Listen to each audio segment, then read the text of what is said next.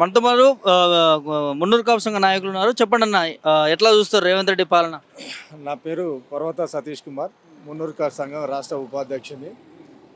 రేవంత్ రెడ్డి పాలన మేము చెప్పదలుచుకుంది ఒకటే, లెక్కలు ఉంటేనే హక్కులు ఉంటాయి, హక్కులు ఉంటేనే స్వచ్ఛత అనేది ఉంటుంది.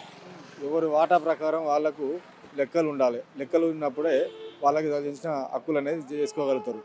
కాబట్టి మున్నూరు కాపు సంఘానికి సంబంధించి ఏదైతే వీళ్ళు ఈ బీసీ కులాలలో ఉన్నటువంటి అతిపెద్ద కులంగా అనుకున్నప్పుడు గత ప్రభుత్వంలో ఉన్నప్పుడు 18 లక్షల మంది ఉన్నట్టుగా లెక్కలు చూపారు. కానీ ఈ ప్రభుత్వం వచ్చిన తర్వాత 13 లక్షలే ఉన్నారని చెప్తున్నారు. కాబట్టి మా నినాదం ప్రకారం మేము ఎంతమంది ఉన్నామో మాకు అంత వాటా కావాలన్న ఉద్దేశంతోనే గడిచిన ప్రభుత్వాలు ఏవైతున్నాయో ఇప్పటి వరకు కూడా కనీసం ఏ రా ఏ ఏ ఏ ఏ పార్టీలో ఉన్నా కానీ ఆ పార్టీలో మినిమం 15 నుంచి 20 మంది మున్నూరు కాపులు ఎమ్మెల్యేలుగా మంత్రులుగా కొనసాగారు.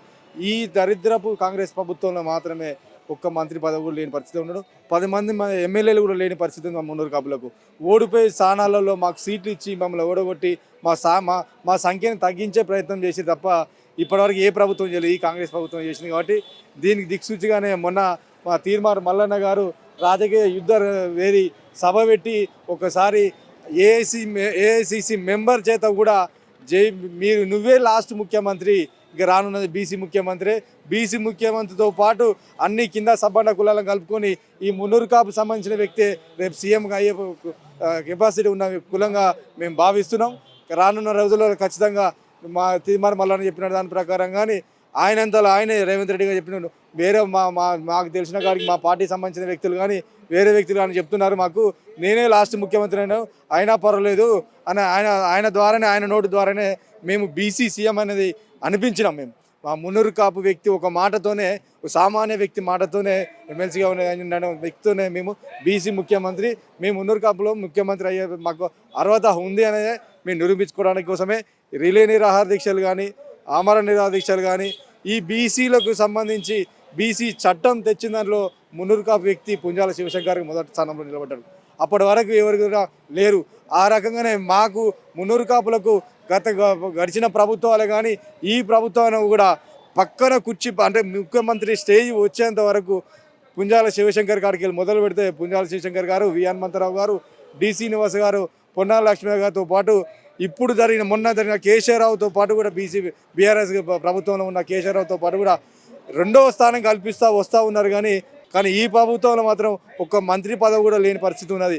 కాబట్టి తక్షణమే ఈ సీఎం రేవంత్ రెడ్డి గారి దగ్గర ఉన్నటువంటి ఏదైతే మంత్రులు, హోంమంత్రి పదవి ఉంది, ఉప ముఖ్యమంత్రి ఉన్నది, ఈ 2 మంత్రులలో మాకు ఖచ్చితంగా ఉప ముఖ్యమంత్రి పదవి ఇచ్చినంత మాత్రాన నీ కిరీటం ఏం పడిపోదు, నీకేం ఇబ్బంది ఏం జరగదు. మేము అవిశ్వాస తీర్మానం కూడా మేము పెట్టడానికి మేమేం లేము. అదే నువ్వు భయపడాల్సిన పని లేదు.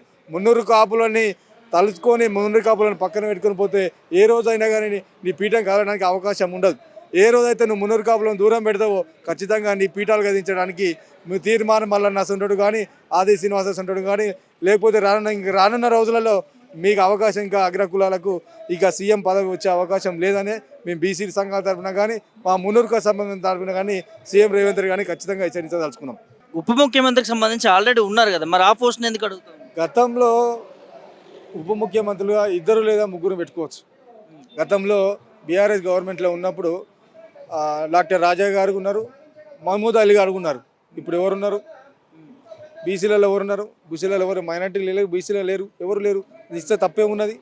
ఒక అగ్ర కులాల వారికి మా చెంతనే ఉండాలనే హోమ్ మినిస్టర్ పదవి కానీ, రెవెన్యూ రకం కానీ అన్ని పదవులు వాళ్ళ చెంతనే పెట్టుకొని ఏదైతే మున్సిపల్ సంబంధించి ఆదాయ మార్గాలు ఉన్న సంబంధించి కానీ అతి పెద్ద పోస్టులు ఉన్నాయి కానీ ఈ వాళ్ళ దగ్గర పెట్టుకొని వాళ్ళ కనుసన్నలు అనేది వాళ్ళకి సంబంధించిన కాడికి వాళ్ళు జరుపుకుంటున్నారు తప్ప వేరే వాళ్ళకి ఇచ్చే పరిస్థితి లేరా? బీసీలు ఏం అన్యాయం చేశారు మీకు? బీసీలు ఓట్లేసి గెలిపిస్తేనే కదా ఇవాళ మీరు గద మీద కూర్చొని మీరు మేము అడుక్కున్న పరిస్థితి తెస్తున్నారు మాకు. అందుకనే మేము పెద్దపీట వేస్తున్నారంటే ఎవరికి కల్పించినారు పెద్దపీట? బీసీలలో ఎవరికి సమన్యాయం జరిగింది? ఏ కులానికి సమన్యాయం జరిగింది?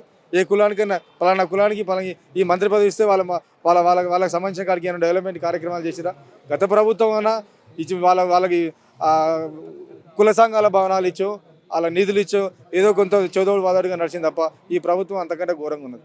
చాలా విఫలమైన ప్రభుత్వం ఇది. ఆయన సీటు కాపాడుకోవడం కోసమే ఇక్కడ ఉన్న నిధులను తీసుకుపోయి అక్కడ ఢిల్లీలో తాకట్టు పెడుతున్నాడు. ఇక్కడేమి డెవలప్మెంట్ కార్యక్రమాలు లేవు. ఇంతకంటే ఇంకా ప్రజలు చూస్తున్నారు, ఇంకా ఇంకా ఓపికతో ఉన్నారు. సీటును కాపాడుకోవాల్సిన అవసరం ఏమొచ్చింది రేవంత్ రెడ్డి? ఇంకా అంతే కదా, గడిచిన ప్రభుత్వాలలో కాంగ్రెస్ ప్రభుత్వాలు ఎప్పుడు కూడా కేంద్రంలో ఉన్న ఆ పార్టీలు ఏవైతే అధిష్టానం ఉంటుందో కాంగ్రెస్ పార్టీకి, వీళ్ళ సీటింగ్ కాపాడుకోవాలంటే ఖచ్చితంగా వాళ్ళకు సంచులు చేరాల్సిందే. గత ప్రభుత్వంలో రాజశేఖర్ గారు ఉన్న ప్రభుత్వంలో వచ్చినప్పుడు కూడా కేవీపీ రామచంద్ర గారు క్లియర్గా పట్టుకున్నారు. మన వాళ్ళు బీసీ నాయకులు, బీఆర్ఎస్ నాయకులు కానీ బీసీ నాయకులు కానీ క్లియర్గా పట్టుకుని చూపించినారు. నిధులు మన రాష్ట్రం నుంచి కేంద్రానికి పోతున్నాయి అని క్లియర్గా చూపించినారు కూడా. ఆ వీడియోలు కూడా మన దగ్గర చాలా మంది దగ్గర ఉన్నాయి. అంటే సంచులు చేరవేస్తేనే ముఖ్యమంత్రి పదవి ఉంటుంది. అంటే సంచులు చేరవేస్తేనే వీళ్ళ పీఠం కలుగుతుంది. ఎందుకంటే ఏ మాత్రం కొంచెం పక్క జరిగిన సీఎం రేవంత్ రెడ్డి గారు రాధాకృష్ణ గారితో మాట్లాడుతున్న టర్మ్లోనే నేను వచ్చి ఇప్పుడు కూర్చున్న మంత్రి మండలి మేము చూసుకుంటున్నాం, ఈ లోపట్లే వీళ్ళు ఈ పక్కరు ఆ పక్కరు తగిలి నా కుర్చీ గుంజడానికే ప్రయత్నం చేస్తున్నారు. తనంతలో తానే ఒక ఇంటర్వ్యూలో చెప్పడం జరిగింది ఏబిఎన్ ఆంధ్రజ్యోతి రాధాకృష్ణ గారితో. అది ఖచ్చితంగా ఆయనకు ఉన్నది భయం.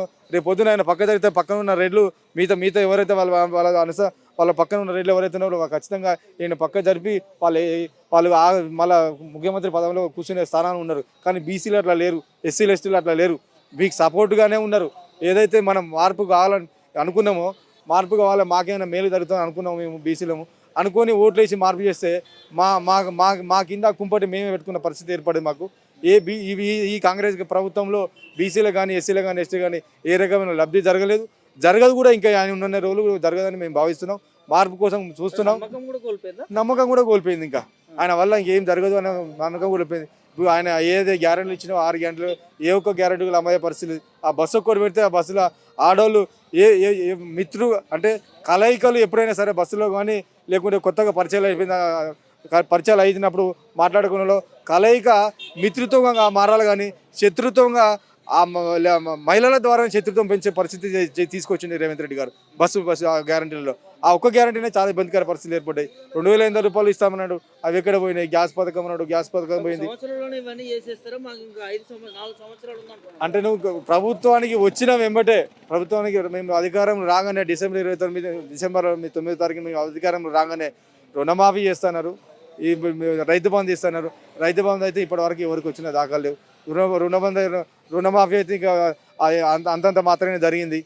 కొంతమంది వాళ్ళు రకరకాల కండిషన్స్ పెట్టినాడు. రైతులకు ఏముంటాయండి కండిషన్స్?